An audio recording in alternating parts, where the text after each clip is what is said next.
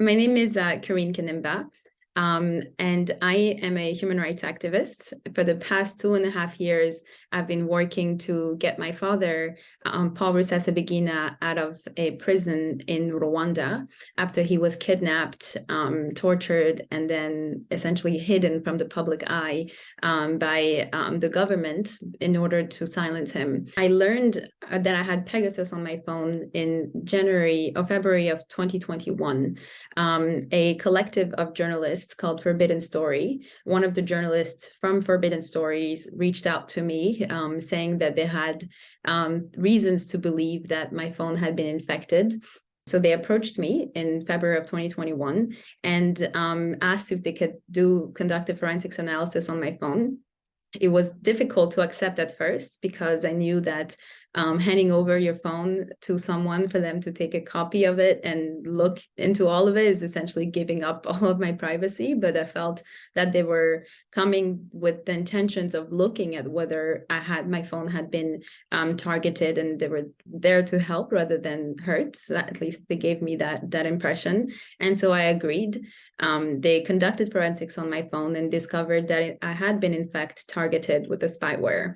And they learned that the spyware had first been the forensics analysis that was conducted by Amnesty International, the security lab at the Amnesty International showed that my phone had been infected starting in January of 2021 and continuously reinfected for the next 6 months until July, when they did the last forensics analysis.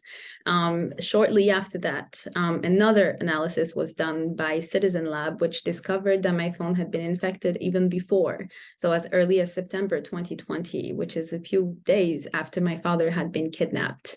So that's how I learned about my phone being infected with the spyware.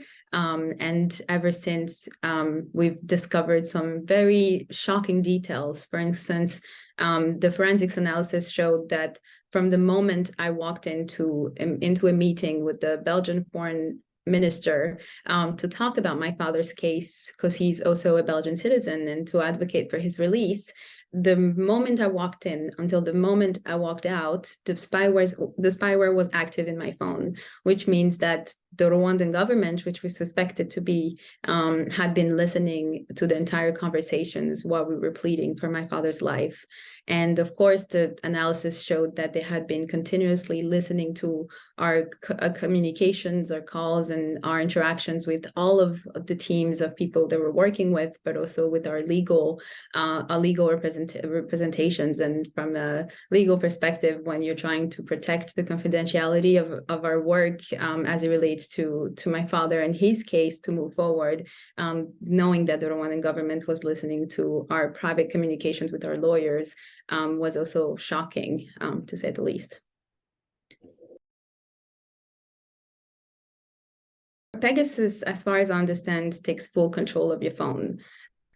So knowing that today we use our phones for everything, you go online to look at clothes on your phone, you go to check your social media and talk to your friends, you write emails, you make calendar appointments, you take photos. So when somebody has control or access to the entirety of your phone, they essentially have control to your entire life. And I used to oftentimes record my thoughts as I was brainstorming before an interview or before a meeting. And rather than take all the notes, I would just record my thoughts and say, if I have time, I'll listen to it later. And knowing that they had access to the entirety of my phone means that they also had access to my thoughts. And so it's a huge invasion of privacy. But I'd even go further than that. The fact that they kidnapped my father after there is plenty of evidence that showed that they had been surveilling him since for many years. They had been attempting to assassinate him, and that led to his kidnapping in 2020, where he was taken to Rwanda, subjected to a sham trial, convicted to 25 years in prison, tortured, and completely denied of all of his basic human rights.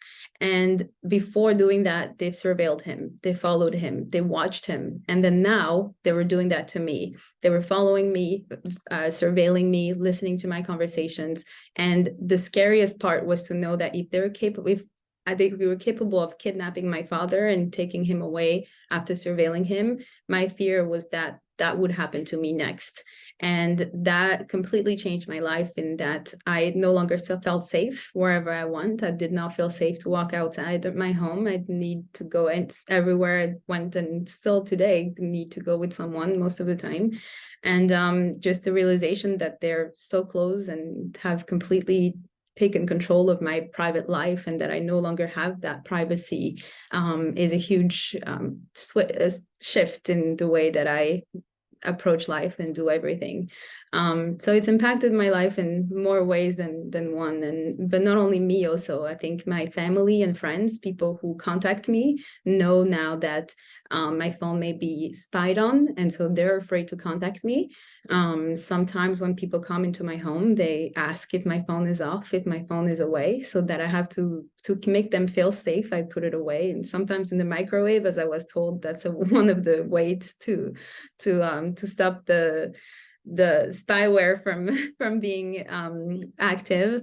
And so there are things like that we might not think of on when we're not subjected to this problem, but it completely affects my interactions, my social interactions, and my freedom to move around and feel safe.